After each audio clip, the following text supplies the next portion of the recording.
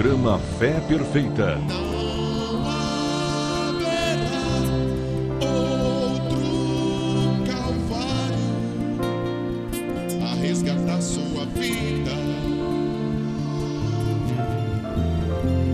Não haverá outra mensagem, não haverá outra Bíblia. Não haverá outro profeta a te mostrar a saída.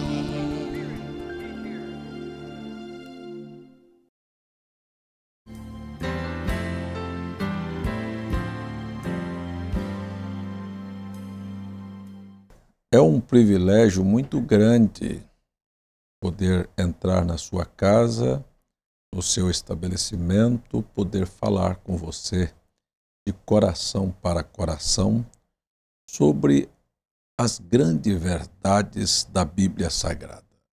A Bíblia é um livro fechado. Um homem pode, com a sua força, abrir, ler, mas revelar é só o Espírito Santo. Deus usou 40 homens para escrever a Bíblia. E estas escritas não foram produzidas pela mentalidade humana. Isto, apenas eles transcreveram aquilo que Deus foi colocando em suas almas, e muitas destas inscrições são produtos de visões, porque a maioria deles está relacionado a profetas. Quero aqui no programa lembrar a você que a Bíblia não é um livro de história. Eu quero afirmar mais uma vez que o maior erro, a maior catástrofe que o mundo chamado cristão se meteu foi fazer da Bíblia um livro de história e um livro de pesquisa. Na verdade, a Bíblia é uma bússola e é uma profecia. Os personagens e os fatos que estão inseridos aqui, atrás de cada um deles tem uma história e tem uma profecia. Uma profecia é antes que aquilo venha a acontecer. Depois que se aconteceu, tornou-se um fato histórico que aponta para profecias futuras. Por exemplo, eu posso tomar Noé. Noé, ele profetizou nos seus dias, e quando aquilo que profetizou veio a acontecer, que foi o dilúvio, se tornou história. Porém, a história do dilúvio dos dias de Noé, Jesus toma aquilo que era história e novamente remete para o futuro e transforma aquilo em profecia. Como foi nos dias de Noé, assim também será nos dias da vinda do Filho do Homem. Muitas pessoas não podem compreender o que é Filho do Homem. Filho do Homem é uma expressão usada na Bíblia quando Deus quer se referir a um profeta. Hoje nós vamos estudar neste programa um assunto que não é familiar. Por que não é familiar? Porque era comum Deus levantar profetas no Antigo Testamento. O apóstolo São Paulo, na carta aos Hebreus, capítulo 1, verso 1, diz: havendo Deus antigamente falado aos pais de muitas maneiras, através dos profetas, a nós nos falou através de seu Filho nesses últimos dias. Isto não quer dizer que o fato de haver Deus falado, Deus não falaria novamente. Se você notar, Jesus Cristo é chamado na Bíblia por 3 nomes: Filho do Homem, Filho de Deus e Filho de Davi. Como Filho do Homem, ele exerceu o ministério de um profeta. Como Filho de Deus, ele faz o ministério sacerdotal, que é o ministério da intercessão, e ele é sumo sacerdote segundo a ordem de Melquisedeque, não de Levi. Esse é o grande engano do mundo chamado cristão, envolver essas duas coisas, misturar essas duas coisas e dar na confusão que nós estamos vendo hoje. E terceiro, ele também é chamado de filho de Davi. Se você notar, ele foi o profeta dos profetas. Ele abre a porta da graça para os profetas da graça. Então, a lei e os profetas da lei profetizaram até João, mas Jesus é o profeta por excelência da graça, e depois vieram outros profetas, como Ágapo, como Paulo, e enfim, todas estas profecias que estamos vendo cumprir, hoje, nos nossos dias, são profetas. Agora, o Antigo Testamento encerra-se com o último dos profetas, que foi Malaquias. Deixa eu tomar segundo a ordem cronológica que está na Bíblia. Malaquias é o último livro do Antigo Testamento. Quando Malaquias profetizou, faltava ainda mais de 400 anos para a vinda de João Batista, e as profecias de Malaquias remetia a João. Capítulo 3, eis que envio o meu anjo ante a minha face, o qual preparará o meu caminho. Então aqui estava ainda há 400 e poucos anos para isso se cumprir. Agora imagine os senhores que 400 anos até se cumprir esta profecia, Deus não enviou nenhum profeta. E a religião se apostatou e se desacostumou do ministério profético. Então, quando apareceu o profeta João Batista, que era a voz que clamava no deserto, que era o anjo que veio anunciar o Messias, eles não puderam crer em João, automaticamente não creriam no Messias. Um profeta é um homem levantado por Deus e vem com o assim diz o Senhor. Agora, não é difícil compreender por que é que o mundo chamado cristão hoje, principalmente os evangélicos, ignoram o ministério de um profeta, por causa da ausência. O último que tivemos foi Paulo. E de lá para cá tivemos grandes reformadores, como Lutero, Zwinglio, Calvino, Wesley e tantos outros que se levantaram, Finney, mas nunca um profeta. Mas Jesus disse em São Lucas 17:30, que assim como foi nos dias de Noé, e assim como foi nos dias de Sodoma, assim seria nos dias da vinda do Filho do Homem. Preste atenção. Ora, se ele iria exercer o ministério sacerdotal, e hoje ele está exercendo o ministério sacerdotal como Filho de Deus, ele promete que antes da sua vinda, a manifestação de um ministério profético, que seria a revelação do Filho do Homem, ou seja, um profeta teria que vir para os gentios para cumprir aquilo que ele próprio houvera dito em São Mateus, capítulo 17, verso 11. Em verdade, Elias virá primeiro e restaurará todas as coisas. Então, quando ele estiver exercendo o ministério sacerdotal e Filho de Deus, ele se revelaria na forma de um profeta para chamar os gentios novamente a um movimento de restauração de todas as coisas. Por que restaurar? Porque ele sabia que a ausência de um profeta levaria o povo à condição da apostasia que nós estamos. Hoje, neste programa, estamos falando sobre a maneira de um verdadeiro profeta, mensagem pregada pelo profeta William Branham e que nós fazemos menção nesta programação.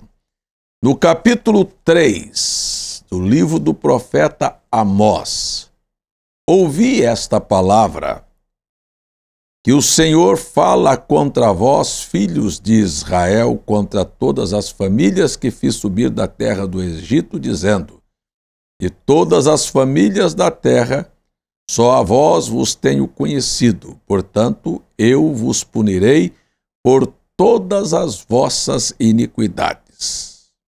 Porventura andarão dois juntos, se não estiverem de acordo? Eu li o capítulo 3, o verso 1º, o verso 2º e o verso 3º. Agora lerei o verso 6. Tocar-se-á a trombeta na cidade e o povo não estremecerá. Sucederá algum mal na cidade sem que o Senhor o tenha feito? Certamente o Senhor Jeová não fará coisa alguma sem ter revelado os seus segredos aos seus servos, os profetas. Rugiu o leão, quem não temerá? Falou o Senhor Deus, quem não profetizará? Veja, nós temos a escritura clara aqui que Deus não faz coisa alguma sem primeiro revelar aos seus servos, os profetas.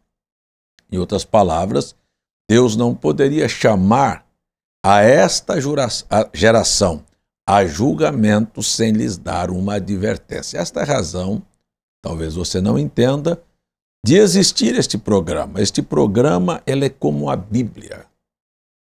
Ele tem dois lados. Ele está à procura da última ovelha, do último eleito, do Filho de Deus que falta seu nome, que foi colocado no livro da vida do Cordeiro antes da fundação do mundo, ser chamado.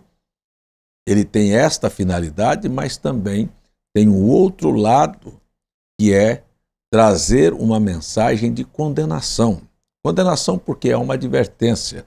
Deus oferece uma oportunidade e as pessoas rejeitam a oportunidade. Rejeitando a oportunidade, Deus fica, de alguma maneira, sem responsabilidade com aquela pessoa, porque foi dada a chance do arrependimento. Então, Deus não pode chamar ninguém a julgamento sem primeiro dar uma advertência. Se ele foi tirar Israel do Egito, ele mandou um profeta com a mensagem de advertência de saída. Se ele veio trazer dilúvio, ele mandou Noé com uma mensagem de advertência e uma oportunidade para o povo. O próprio João Batista veio anunciando a vinda do Messias. Ao rejeitar João e ao rejeitar a mensagem profética, automaticamente iam rejeitar a Cristo, e as consequências você conhece, como eu conheço, porque se tornaram história, foi a destruição e a diáspora, ou seja, a dispersão de todos os judeus por toda a terra até caírem na desgraça que nós vimos na Segunda Guerra Mundial, com Hitler matando 6 milhões de judeus por causa da rejeição de Cristo naqueles dias. Prestem bem atenção. Aqui está o profeta Amós. Eu gostaria de estudar com você este assunto de Amós. A Bíblia diz que Amós era um boieiro, criador de sicômoros. Ele não era um estudante de teologia. Ele era um boiadeiro, um homem que cuidava do gado e cuidava da plantação de sicômoros. Ele não estava envolvido num estudo da divindade de Deus para vir trazer uma mensagem. Então eu quero aqui começar assim. Nós temos muitos homens hoje estudando teologia, sabe, com a intenção de trazerem estas profetadas, estas bobagens que a religião ensinou aí. Eu estou profetizando sobre a sua vida. Só profetizam bênçãos ou então, fruto da ira, fruto da frustração, levantam a mão para proferir juízo sobre as pessoas. Mas escute aqui, Deus nunca chamou um homem de 4 paredes de um seminário. Esta não é a maneira de Deus. Um profeta, ele é chamado, escolhido, nasce profeta. Um profeta é um vidente. Ele é capaz de ver as coisas que os outros não conseguem ver. Eu quero lembrar a você que a mente de um profeta, ela tem a sua consciência e o seu subconsciente tão juntos que ele não precisa dormir para ter um sonho. Com os olhos abertos, ele pode ver as coisas que deverão tomar lugar. E Amós foi um destes. Ele era um profeta. Ele não era um destes pregadores modernos e ele tinha uma visão do que iria acontecer com o povo de Israel. E ele é chamado a profetizar quando o rei Uzias era profeta em Judá e Jeroboão II profeta em Israel. O reino de Israel estava dividido entre o reino do norte e o reino do sul.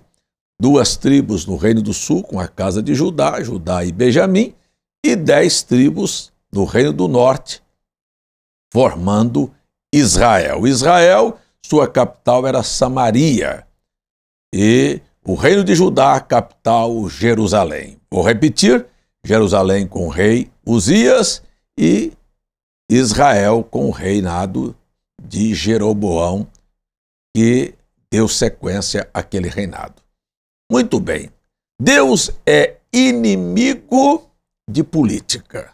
Eu quero lembrar a você, política, brigas, desavenças, discórdias, desunião, mentiras, armação, joguetes, sabe, astúcia, isto tudo é coisa do diabo. Então eu quero lembrar a você que a igreja nunca deveria estar envolvida em política.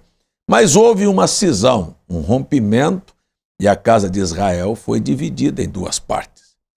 Isto era suportável, porque você vai ver que Deus levantou profetas verdadeiros, tanto na casa de Judá, como levantou profetas verdadeiros na casa de Israel.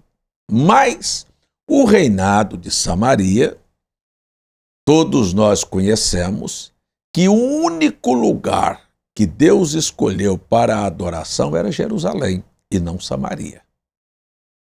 Então, as pessoas que estavam no reino do norte, as 10 tribos, obrigatoriamente teriam que se deslocar para vir à casa de Israel, ou digo, no reinado de Judá, para subir a Jerusalém para adorar. Quando eles o fizeram, o rei Jeroboão, movido por ciúmes, disse: nós precisamos evitar que o povo se locomova daqui para adorar lá. Criaram uma adoração paralela. Quando criaram uma adoração paralela, criaram 2 bezerros de ouro. Um em Dan e outro em Efraim. Você preste atenção que aqui começa uma adoração pagã. E quando fizeram desta maneira, desvirtuaram completamente a adoração de um único Deus. Deus não aceita adoração diferenciada. A casa de Judá tinha os verdadeiros, a maneira verdadeira da adoração. Você sabe que este assunto é um assunto que se prolonga desde esta divisão até a vinda de Cristo, porque quando Cristo veio, ele encontrou com a mulher samaritana e ela disse: vocês dizem que a adoração é em Jerusalém e nós dizemos que nós adoramos a Deus aqui neste monte, no Monte Gerazim. Mas você sabe perfeitamente que aquilo não era correto. Jesus sabia que a adoração correta estava com Israel. Estava na casa de Judá, estava em Jerusalém e não lá em Samaria. Eu queria só chamar sua atenção que nós nunca podemos mudar o conceito. Você sabe que a igreja nasceu lá no dia de Pentecostes. Você sabe que quando se chegou a uma certa ocasião em que o imperador Cláudio expulsou de Roma todos os judeus, foram banidos e só 14 anos depois foi novamente visitado Roma depois do afastamento de Cláudio e os judeus puderam voltar, e havia se iniciado em Roma uma igreja verdadeira. Com a volta 14 anos depois, Áquila e Priscila encontraram uma igreja completamente desvirtuada, cheia de imagens e de ídolos e já com uma adoração pagã. Você preste atenção que era a mesma coisa, já estava então a necessidade da fundação de uma outra igreja em Roma. Foi então, depois de insistir para que eles deixassem o paganismo e voltassem para a fé original, que iniciou-se uma igreja paralela que não era a igreja oficial. E que isto levaria a milhões de cristãos morrerem perseguidos pela igreja oficial. Quero tomar aqui este ponto para iniciarmos esta meditação.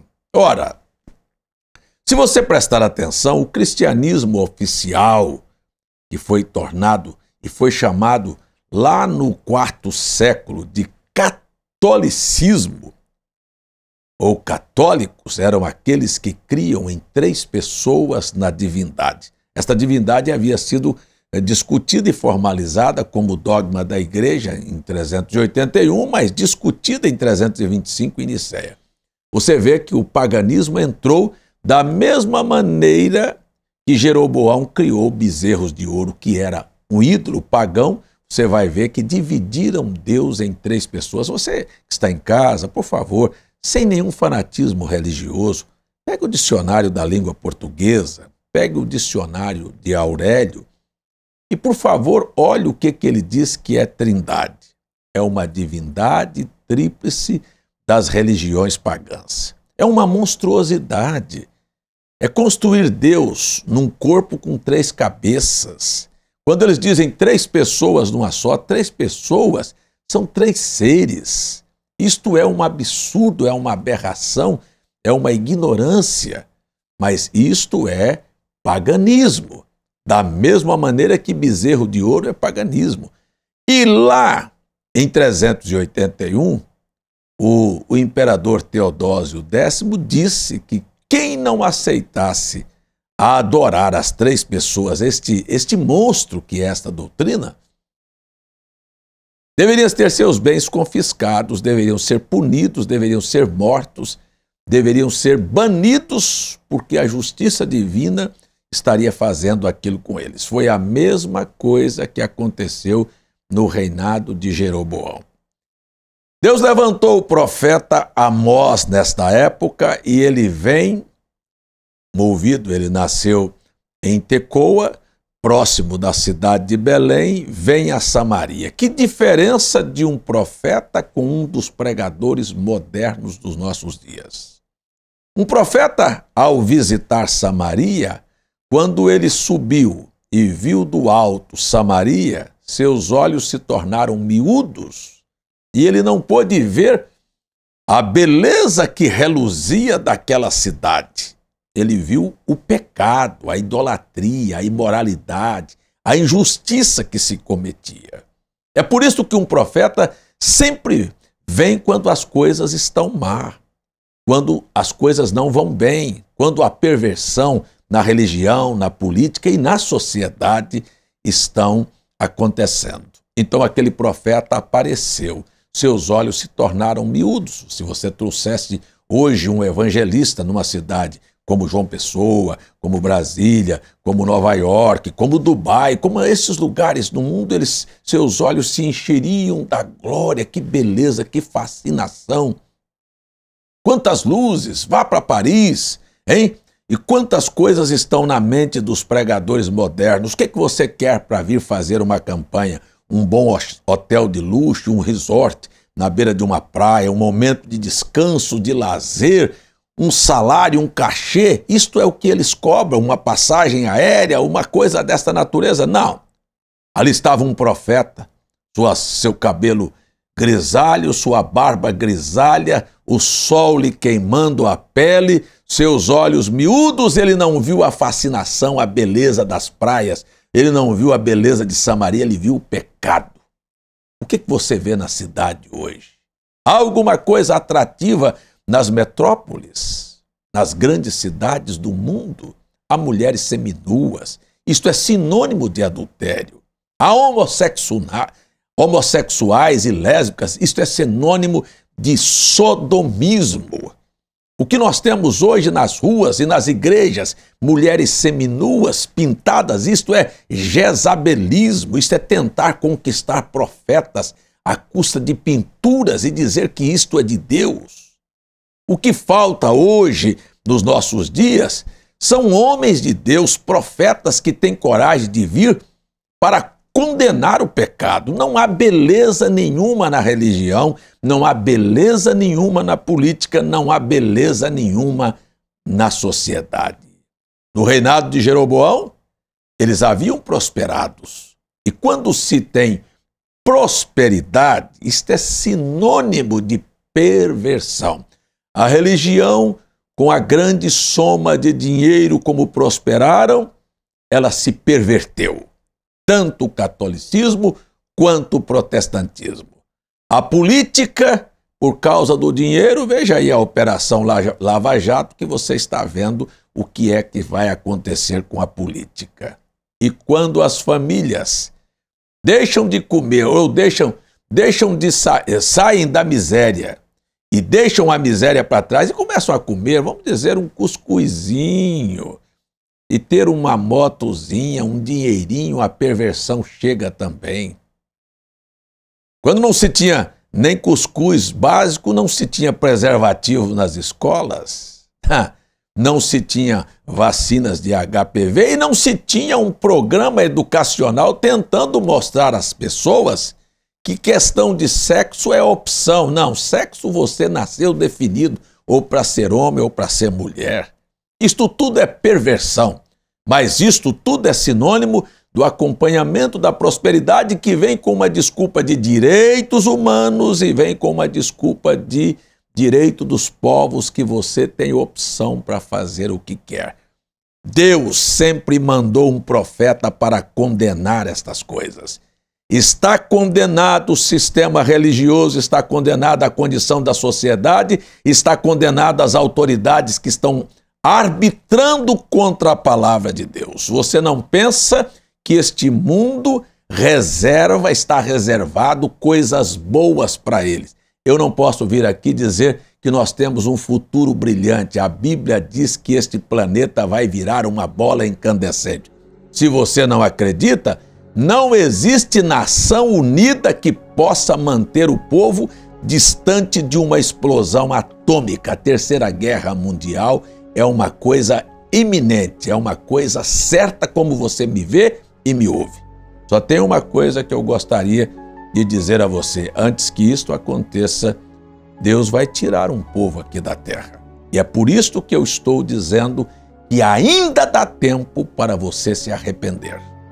Se você quiser acreditar, Deus está te chamando para uma saída para que não te leve à condenação. Meu tempo acabou, nós voltamos no próximo programa. Vamos orar nesta hora. Pai, abençoe as pessoas que nos assistiram e ajude na compreensão.